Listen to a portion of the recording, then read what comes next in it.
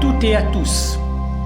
En cette rentrée d'août-septembre 2021, nous vous proposons une nouvelle série d'études bibliques en ligne. Pas de jérémiade, mais une grâce qui coûte. Le mot jérémiade en français désigne une plainte sans fin qui importune, selon le petit Robert. On pense plus à des pleurnicheries qu'à de véritables sanglots causés par une souffrance profonde. Le mot vient du nom du prophète biblique Jérémie, dont le livre assez long comporte 52 chapitres. Jérémie est effectivement un prophète qui a beaucoup pleuré. Mais ces pleurs n'ont rien à voir avec des jérémiades. Ce sont des réactions d'empathie à un message très dur que Jérémie a été appelé à transmettre au peuple de Dieu et à d'autres peuples. D'ailleurs, dans certains passages, il semble que ce soit Dieu lui-même qui pleure. Le « je » dans Jérémie n'est pas toujours très clair. Est-ce le « je » du prophète ou le « je » de Dieu ? Oui, peut-être bien que Dieu lui-même pleure, car le message qu'il confie à Jérémie n'a rien de facile. C'est en grande partie un message de jugement et de destruction nécessité par la persistance de son peuple dans des attitudes autodestructrices. Si j'ai intitulé la série d'études « Pas de jérémiade, mais une grâce qui coûte », c'est que derrière le jugement, aussi terrible soit-il, il y a la grâce de Dieu. Ce n'est pas une grâce à bon marché, c'est une grâce qui coûte. Elle coûte à Dieu. Et pour les humains aussi, c'est un cheminement coûteux. Un cheminement qui a coûté très cher à Jérémie le prophète, au peuple d'Israël et, dans le livre de Jérémie, à tous les peuples, y compris donc à nous dans notre cheminement vers la grâce et l'amour de Dieu. Jérémie a vécu à une époque cruciale de l'histoire de son peuple, une période de crise et de catastrophe. Nous lisons les 3 premiers versets du livre.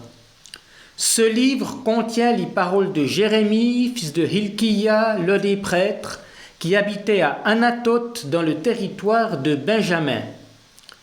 L'Éternel lui a parlé la 13e année du règne de Josias, fils d'Amon et roi de Juda, et sous le règne de Jehoiakim, fils de Josias, roi de Juda, et jusqu'à la fin de la 11e année du règne de Sédécias, fils de Josias, roi de Juda, jusqu'à la déportation des habitants de Jérusalem au 5e mois.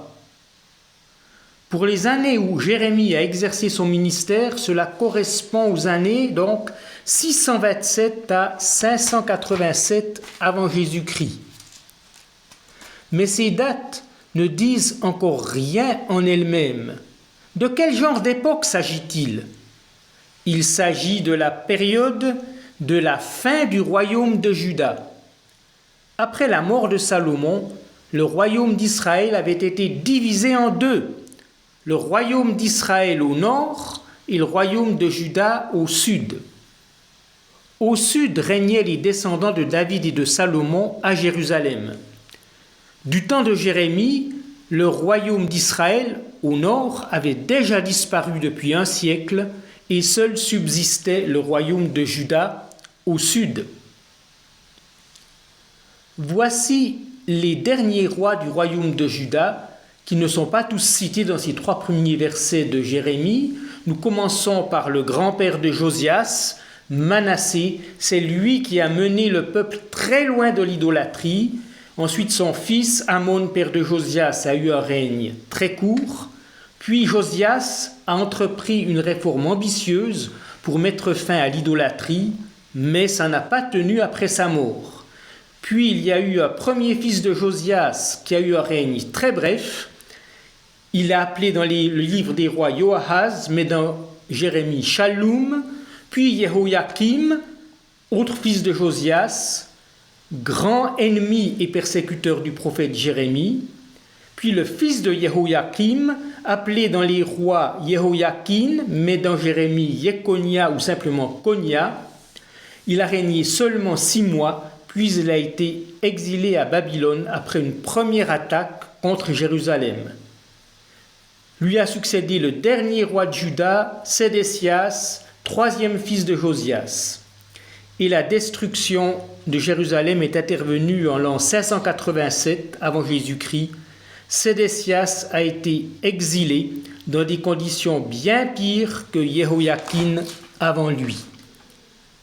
C'est donc une période de souffrance et de grands désastres, comme ceux dont on est en train de parler aujourd'hui dans un nombre toujours plus grand de pays dans le monde. Nous prévoyons de méditer ces paroles si pertinentes pendant toute l'année scolaire qui s'ouvre. Une dizaine d'études. Nous ne suivrons pas les 52 chapitres de Jérémie au fil du texte, mais nous en traiterons une bonne partie par thème. Bonne route en ces temps qui ne sont pas faciles pour nous non plus.